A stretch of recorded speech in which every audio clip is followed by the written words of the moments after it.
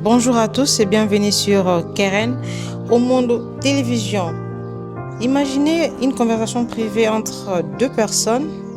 Du jour au lendemain, ça devient un sujet d'actualité, un sujet de débat sur les réseaux sociaux. Ou encore, imaginez encore de plus que l'une de ces personnes, c'est une grande star de la musique congolaise. Donc, c'est juste une façon, je vous demande d'imaginer, voyez-vous. Et maintenant, moi, parce que c'est juste une petite analyse que j'essaie de faire. Est-ce que nous nous posons vraiment de bonnes questions? On pose de bonnes questions. Que savons-nous réellement? Que savons-nous réellement de cette affaire de Fally Ipupa, une légende congolaise, et Madame Colette Touza? Alors ensemble avec vous, on va essayer un peu de comprendre c'est quoi cette histoire. Ensemble avec vous, qui nous suivez sur Keren au Mondo, vous qui n'êtes pas encore abonné, n'hésitez surtout pas de vous abonner et de cliquer sur votre cloche de notification pour qu'à chaque fois qu'il y aura un nouveau numéro, que vous ne soyez pas en retard, que vous ayez toujours des notifications pour ne pas... Voilà. J'aimerais vous dire surtout, restez jusqu'à la fin parce que il y a des questions qu'on aimerait poser dont beaucoup de personnes, depuis que cette affaire est sur la une, ne posent pas. Commençons d'abord le commencement de l'histoire. J'aimerais un peu comprendre parce qu'on ne peut pas seulement sauter les étapes, qu'on essaie un peu de comprendre ensemble avec vous. Des conversations privées entre Madame Colette Touza et Fally. Ces conversations qui circulent, je sais que de différentes personnes ont pu voir ces conversations qui circulent sur les réseaux. Donc, on va encore être bilingue aujourd'hui. Conversations circulent dans les réseaux sociaux, tout le monde a capture d'écran. Que ce soit sur Instagram, sur TikTok. Beaucoup plus sur TikTok parce que tout le monde a panel et mati par rapport à ça. Mais est-ce que tout ce panel-là, ces gens-là se posent de questions, de bonnes questions? Est-ce que les gens se posent de bonnes questions? C'est ce qu'on aimerait savoir. Très rapidement, les internautes sur les réseaux sociaux réagissent. Certains prennent la défense de Fally Ipupa parce que c'est une légende, c'est notre chancelier. Et beaucoup aussi prennent la position de Colette Touza. Parce qu'il y a déjà des camps, il y a de ceux-là qui soutiennent Fally, il y a de ceux-là qui soutiennent Colette. Et comme souvent comme souvent à l'internet, le débat devient rapidement émotionnel. Mais Colette Touza ne s'est pas contentée seulement de laisser les internautes interpréter leur capture. Elle a pris la parole pour sa version. Parce qu'elle ne s'est pas seulement laissée insulter ou encore laisser ce que les internautes, les analystes, les panélistes fassent de commentaires par rapport aux captures. Elle a quand même pris la parole. Elle affirme, parce que moi je ne peux pas affirmer, c'est Colette qui affirme que sa démarche auprès de Fally, c'était uniquement pour sa fondation. Donc, selon elle, a contacté Fally uniquement pour la fondation Naye, pour que M. Fally puisse, je ne sais pas si dédicacer sa fondation. Ça, c'est l'affirmation de Madame Colette Touza.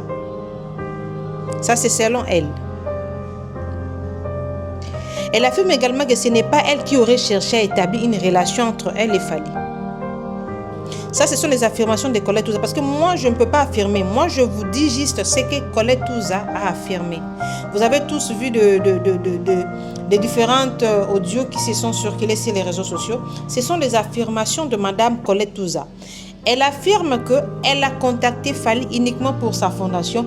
Et elle revient pour nous dire que ce n'est pas elle qui est allée chercher une relation amoureuse avec Fally, mais c'est Fally Ipupa. La version de Colette Touza, elle est importante. Pourquoi? Parce qu'elle nous a obligés à poser une première question. Comment est-ce que cette relation a-t-elle réellement commencé? C'est la première des questions que nous devons nous poser. Et vous, le panéliste, c'est aussi la première des questions que vous devez vous poser. Arrêtons un peu de d'être dans deux cas, soit on soutient Fally, on soutient Colette. Posons-nous la question, comment est-ce que cette relation a réellement commencé?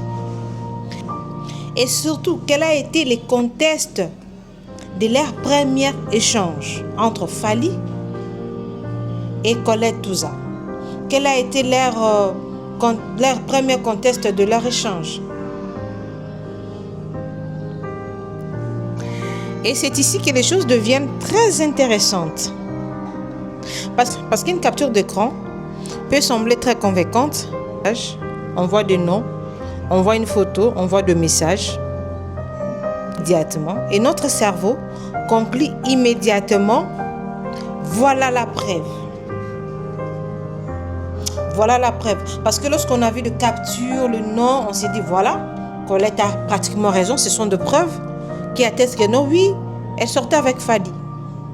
Ça, c'est notre cerveau. C'est notre cerveau qui conclut directement. Est-ce vraiment aussi simple? Une capture d'écran peut montrer une personne ou encore peut montrer une conversation, mais elle ne nous montre pas forcément le contexte complet. Elle ne nous montre pas simplement un contexte complet. Parce que la dame, elle a juste montré des parties des conversations qu'elle a eues avec Fally Ipupa. Est-ce qu'à partir de ces conversations, de ces captures d'écran, nous devons conclure directement que ce sont ça de preuves? Et ce qui était dit avant, parce qu'elle a juste montré ce que le Congolais veut voir. Avant ces conversations-là, pourquoi elle n'a pas commencé dès le commencement? Est-ce que ce n'était pas elle qui a commencé à séduire Fally? Elle devrait aussi nous montrer les conversations d'avant, à la place de nous montrer ce que nous entendons. Et ce qui était dit après ces captures d'écran que nous avons tous regardées sur les différentes plateformes de réseaux sociaux. Après toutes ces conversations, qu'est-ce qui s'est passé? Ou même le contenu a été obtenu et conservé. Ou même le contenu a été obtenu et conservé. Et c'est une différence essentielle. Par un message n'est pas forcément comprendre une histoire. On ne peut pas conclure par un message, par une capture d'écran qu'on a compris un message, non. C'est précisément pour cette raison qu'il